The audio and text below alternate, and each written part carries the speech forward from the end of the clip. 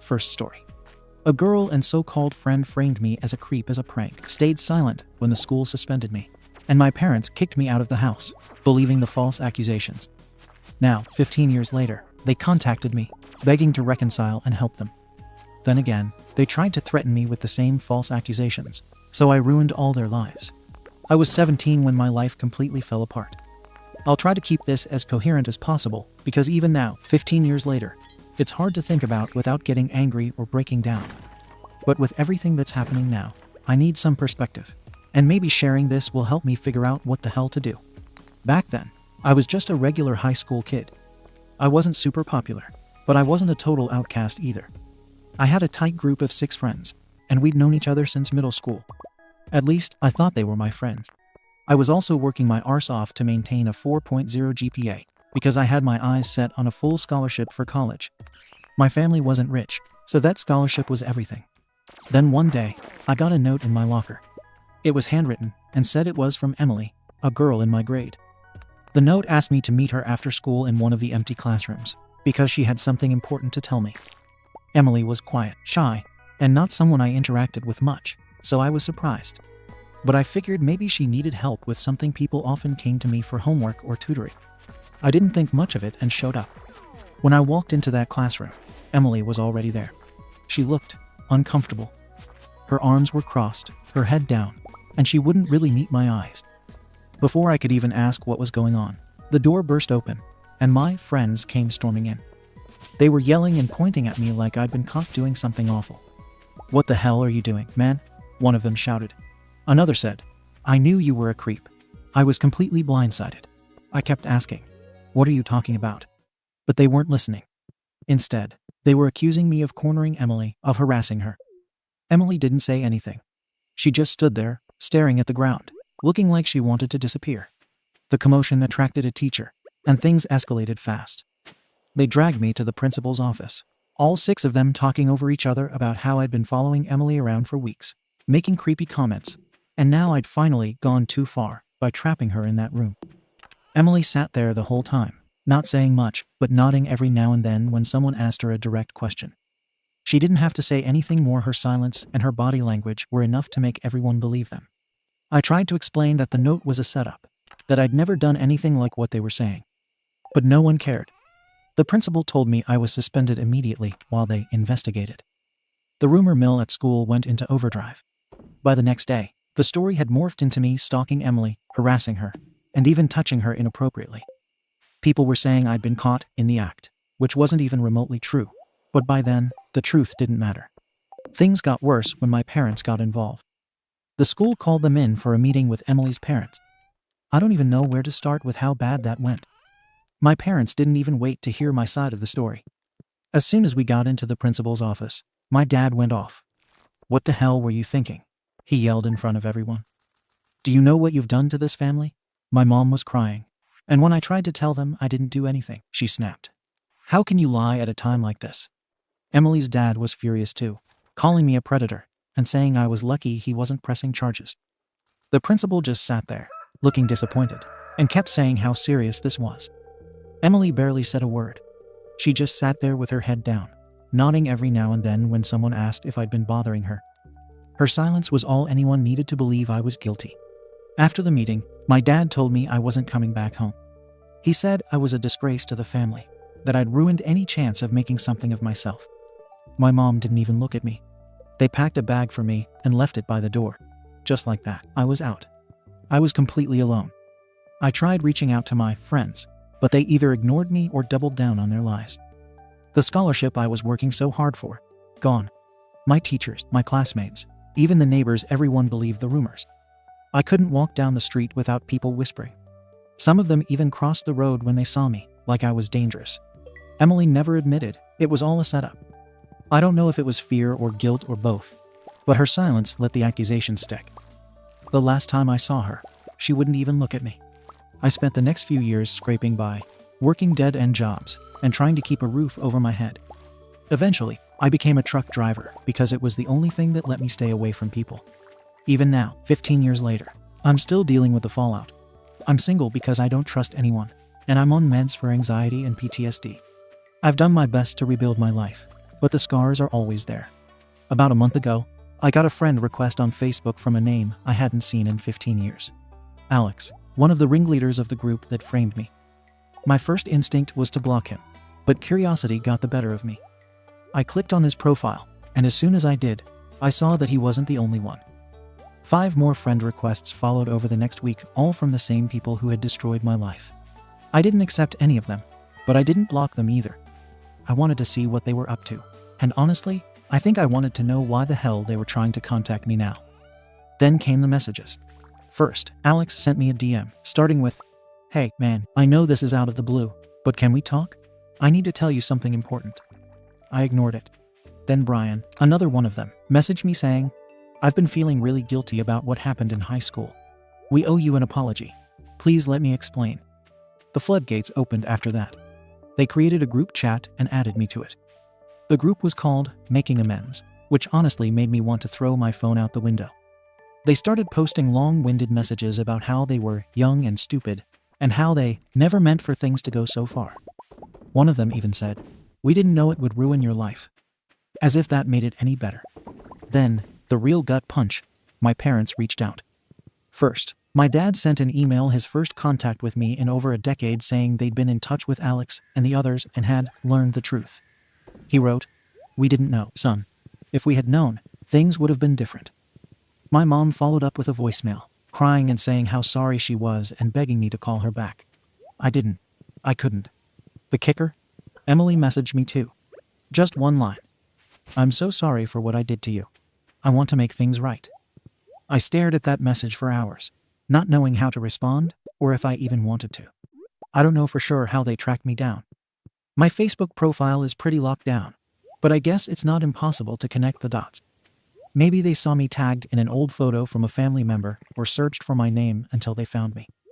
The fact that my parents are involved makes me think they might have reached out to my family first, and somehow that led them to me. However they found me, they've been relentless. The group chat is still active, and my inbox is full of messages from people I hoped I'd never hear from again. Part of me wants to confront them, demand to know why they're reaching out now after all these years. Another part of me wants to block them all and keep living my life as far away from them as possible. Update. I wasn't planning on posting an update, but things have escalated far beyond what I expected. I've been reading through your comments and messages, and I can't thank you enough for your support. Sharing my story was one of the hardest things I've ever done, but hearing from people who understand, even strangers, has been more comforting than I ever thought possible. Unfortunately, my situation with Emily and the others has only gotten worse since I first posted. When they first reached out, the messages were all about making amends. They apologized, said they were young and stupid, and claimed they never meant for things to go so far. It was infuriating to read.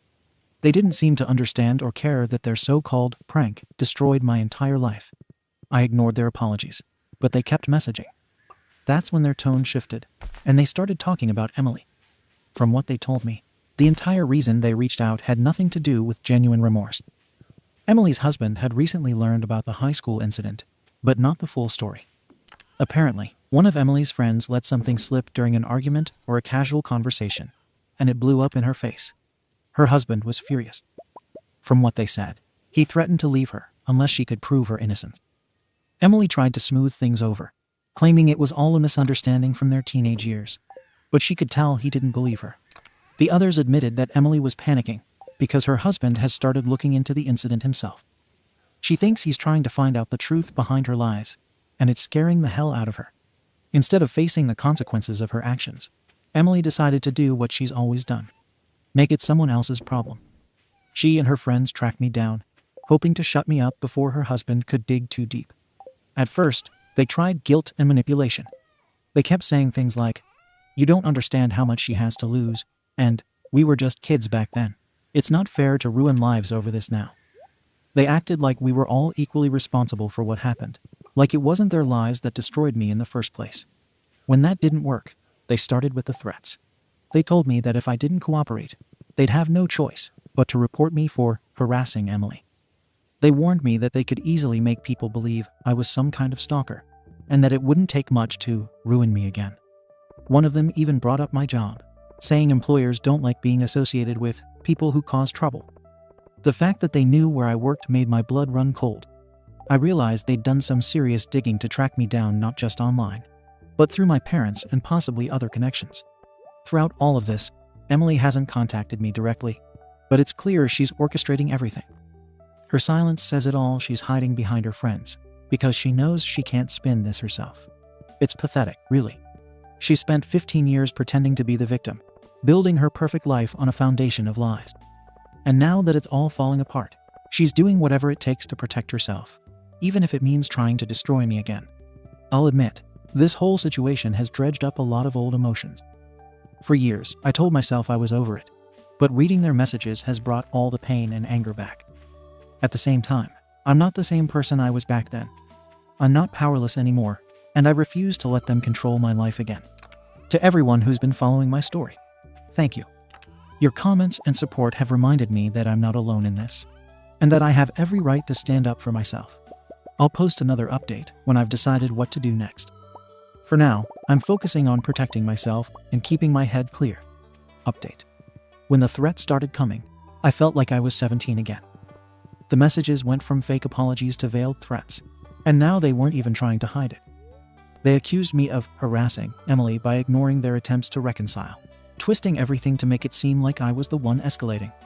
One of the messages hit me like a punch to the gut. If you don't stop this, we'll have no choice but to report you for harassing Emily again.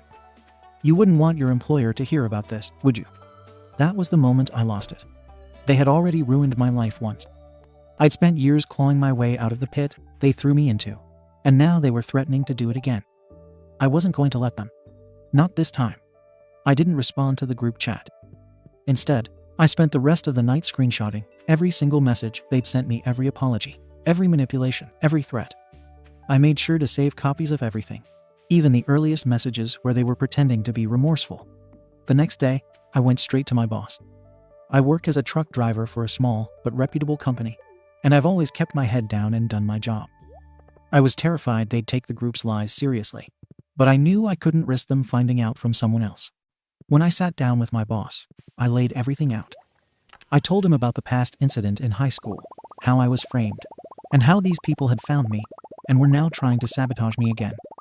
I showed him the screenshots as proof. To my relief, my boss believed me.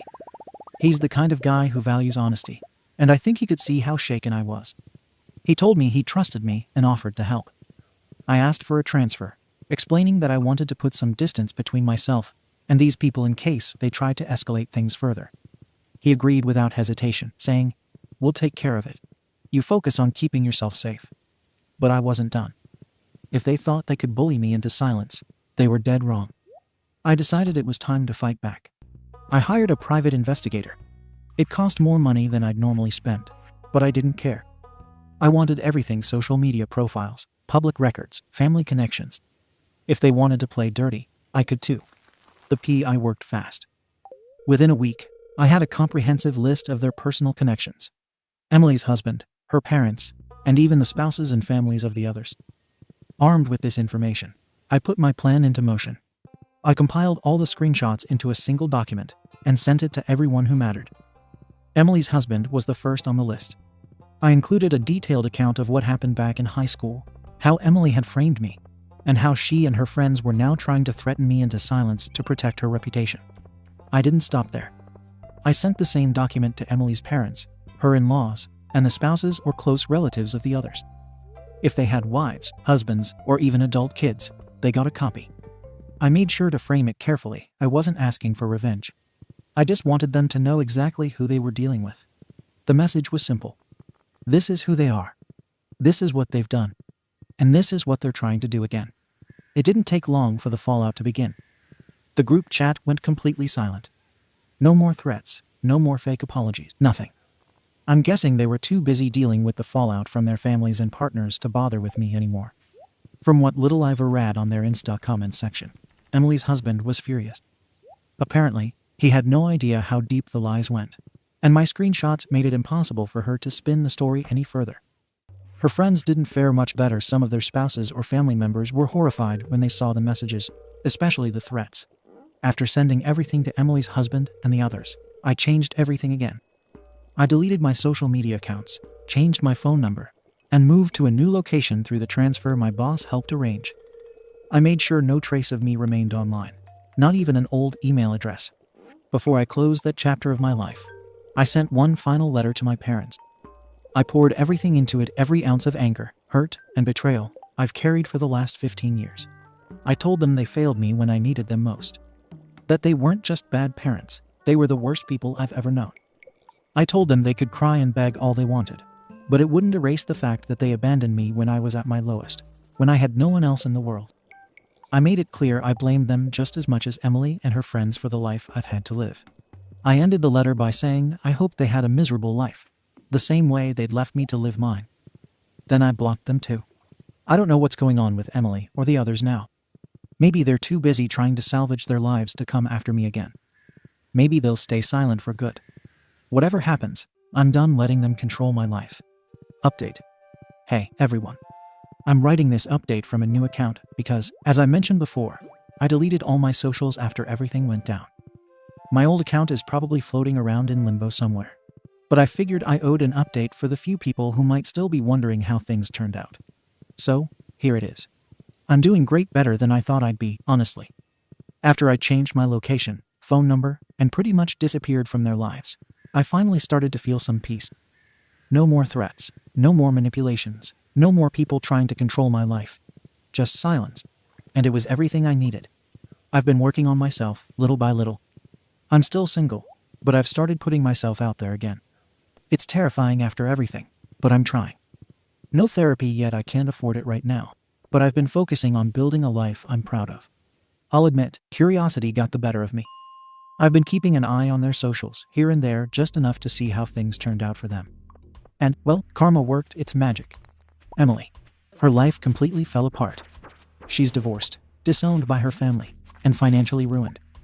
From what I've pieced together, her husband kicked her out after I sent him everything.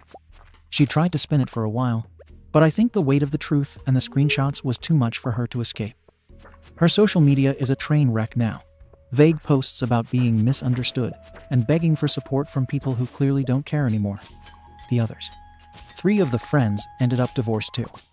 From what I've seen, their ex-spouses found out about the threats and lies they'd been involved in, and it shattered their families.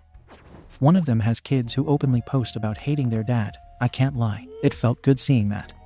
3 of them aren't active on social media, so I don't know exactly what happened, but from what I've gathered, they lost their jobs. I guess when you spend your life being a manipulative arsehole, it catches up to you eventually. One of the biggest surprises was Emily's husband. After everything happened, he actually tracked me down. I wasn't sure how I felt about it at first. Having someone that wealthy and connected find you isn't exactly comforting. But when we met, he wasn't angry or accusatory. He was sincere. He apologized for Emily and for everything that happened. He admitted he didn't know the full extent of what she and her friends did until I sent him the proof. We ended up having a drink together, and for the first time in years, I didn't feel like I was being judged or questioned. It was just 2 people acknowledging how messed up the situation was. I wouldn't call us friends, but I respect him for owning up to everything and trying to do the right thing once he knew the truth. I haven't spoken to my parents since the letter I sent them. I meant every word I wrote, and I don't regret it. I don't care if they feel guilty or remorseful. It doesn't erase what they did to me. They had their chance to stand by me, and they chose not to. I'm not interested in giving them a second one. If you're wondering how I feel now, the answer is simple. I'm happy. For the first time in over 16 years, I feel like I'm in control of my own life. I don't wake up every day thinking about the past or dreading what might happen next. There's still a long way to go. I'm not magically healed or anything, and I know therapy would probably help. But for now, I'm just taking it one day at a time. I have a steady job, my own place, and a sense of peace I haven't felt in years. That's enough for me right now. To anyone who's still following this, thanks for caring. Sharing my story was scary as hell, but it helped me more than I expected. And if you're going through something similar, just know that you can take your life back too. It's not easy, but it's worth it. Take care, everyone. Second story.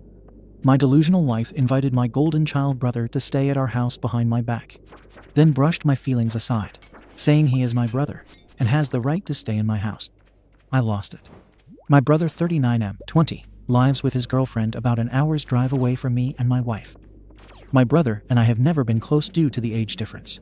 Our parents had me young. and then him later in life. He was always the spoiled one who got whatever he wanted. We see each other on holidays and special occasions, but other than that we might talk on the phone once or twice a month. Last night, I had to work late and could not be reached by phone. When I got off, I noticed that I had 2 missed calls from my brother and a few from my wife. But it was already close to 11 p.m., so I chose to just drive home and not call and possibly wake someone up. I walk into the house and see my wife 41F and brother on the couch playing Mario Kart. When I walk in, they both say hi and go back to their game. I went to the bedroom to shower and frankly, just sleep. I was exhausted. My wife comes in a few minutes later, and I ask her why my brother was there. She said he called her because he and his girlfriend had gotten into a pretty heated argument, and he just needed to get away from the situation for a little while he figured out what he was going to do. They only have one car, and it's in the girlfriend's name, so he couldn't take it. Apparently, he tried to call me, and when I didn't answer, he called her, and she went and picked him up an hour away, even though she hates driving at night. They also went out to dinner before coming home. I told her that I find it odd that she would pick up my brother and take him to dinner just because he got into an argument with his girlfriend. That he is an adult and needed to work it out. She just rolled her eyes at me and said he would be staying in the spare room as long as he needed, that I was acting weird, and that he is my brother and has no idea why it was such a huge deal that he was here. I told her that if someone is staying at my house, especially my family, I should be the one who decides that. That he had no right to call her. That he should have waited for me to call him back and would be talking to him in the morning. She told me to deal with it and grow up, that he was always welcome here. My wife is now mad at me, and I am stuck with my brother in the house for who knows how long until he figures out his life. We already have 2 teens. I don't need another kid here. I stand by what I said. My brother doesn't need to be here, but my wife is still mad at me today. Ada for saying that she should not have picked up my brother and allowed him to stay at the house. More info from OP in the comments. My brother never did anything horrible. Just our lives growing up were so different. My parents didn't have money when I was young, so I was denied a lot of fun things that he was able to have, because he came when they were older and settled into a career. He chose to live with the girlfriend when he was 18. They rent an apartment together. That was his choice. If I got into an argument or fight with my wife, I sure as hell wouldn't be running to my brother for help. He needs to grow up and deal with his own issues, and she needs to quit falling for everyone's sob story. He is an adult, but he is staying at my home like a kid. Go home, work it out. Not call me or my wife to come rescue him. He does not own a car. They share a car. That is in her name. The city they live in has wonderful public transportation that he relies on. There is even service from where he lives to where we live, just not at night. They are both on the lease for the apartment. He works from home right now. I still don't know what the situation is with him and his GF, or what happened. I had to go to work, so I have not had a chance to talk to him or the wife. I just don't think when things get tough, he should be running to family. He should suck it up and deal with his own issues. My wife, she is too soft and cares too much about everyone. I have tried for years to get her to have a backbone, but she feels bad when people are feeling bad. My parents live 2 states away. So yes, he could have called them, but they couldn't have done anything. They would have just ended up calling me too, asking me to help him out. I don't think anything is going on with my wife and brother. I met my wife when I was 19, and she was 21. She has known my brother, basically, since he was born. When we would visit my parents, he was always her little buddy. I just think that it's time he grew up and figured his SHT out on his own. That she stopped feeling bad for everyone with a problem. We have a 16 and 17-year-old. I don't want them running home every time they have a problem as an adult. They will need to learn to be independent, just like my brother needs to.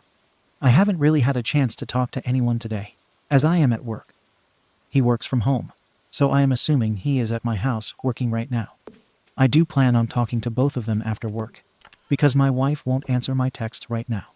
People keep asking the same question over and over. I don't like my brother because he was spoiled as a child and given many opportunities that I was not. My parents expected me to have a job at 16, and I moved out at 18. He was sent to a better school, given better clothes, and allowed to be in band and other activities that when I was growing up they couldn't afford, and didn't have to have a job until he graduated. He is 20. He has been with his girlfriend since he was 17. He needs to be talking to her, working it out, not at my house playing Mario Kart with my wife. No, I don't think they are having an affair. She has known him since the day he was born. He was always her little buddy. When we started having kids, she would include him in the activities like going to the zoo or to the park or whatever. This bothered me because these were things that I didn't get to do often as a child. But she always disregarded my feelings on this matter. My parents and brother moved 2 states away when he was 14. I never kept in touch, minus holidays and an occasional phone call. I don't know if my wife kept in touch with my brother. She never said anything. He moved back when he was 18 with his girlfriend. There is a lower cost of living here, and he was able to find a decent job working from home. I honestly just don't think that once you move out and are on your own, you should rely on family to help you out of any situation. People need to learn to 100% rely on themselves, or they will never make it in this world. Same goes for my kids. I will talk to my wife and brother tonight and find out when he is leaving, because he is not staying much longer. Update. I don't think just because I think at 18 a person should be out of the house and not rely on family to support them makes me a bad person. People need to grow up and be adults. I expect the same from my children. They are expected to have a job and save money to move out when they are 18 and graduated from high school. If they go to college, they can stay, but are expected to pay for it on their own and pay a small amount of rent. My wife does not agree with this and says they can stay as long as they need. I am trying to make her see reason. As a kid, I was never taken to the zoo, museums, or out to eat. I was sent to a public school and not allowed to play sports or do activities because there was never money. I had to get a job as soon as I could. My parents were 16 when they had me. Even when they got older and had more money, I still did not get the opportunities that my brother was given. He got the best, and I got nothing. It's time he stood on his own. Yes, my kids got to go to the zoo/park/museums, play sports, and attend activities. They get a lot of what I didn't, but those are my kids, not my brother's. I don't see why my wife would take him along with her. My brother has always loved her like another mom, so I had to share her with my brother, too. I got home from work last night. Everyone was getting ready for dinner. After dinner, I told the kids to please go to their rooms so I could talk to my brother and wife. I asked my brother why he was there and why he felt the need to call us instead of working it out. He said that he just needed to get out of the house. He had found out that his girlfriend had cheated on him, and she was planning on leaving. She blamed him for her cheating because he wouldn't marry her or have a baby with her, and that was what she really wanted. I said what she wanted wasn't unreasonable, that he was being immature. If he could live with her, he could marry her. My wife said that not everyone wants to be married and have children that young. He is an adult. Grow up. I said I didn't appreciate them making decisions without me. This could have been sorted out the next morning. No one needed to drive 2 hours or run away from home. I asked when my brother planned on leaving. He talked to his girlfriend. She was moving out by Sunday. Then he would go home. He had 2 months left on the lease, so he was going to look for something smaller to move into. I said that I didn't like him staying that long. My wife said, "He's your brother. A few days are not going to kill anyone." I agreed just to stop the fight. I didn't like it, but I felt backed into a corner. I still think he needs to go home and deal with his own problems. My brother said, "Thanks, I appreciate it," and walked off. My wife and I talked some more. Neither one of us is really happy with one another. Thank you for watching the video.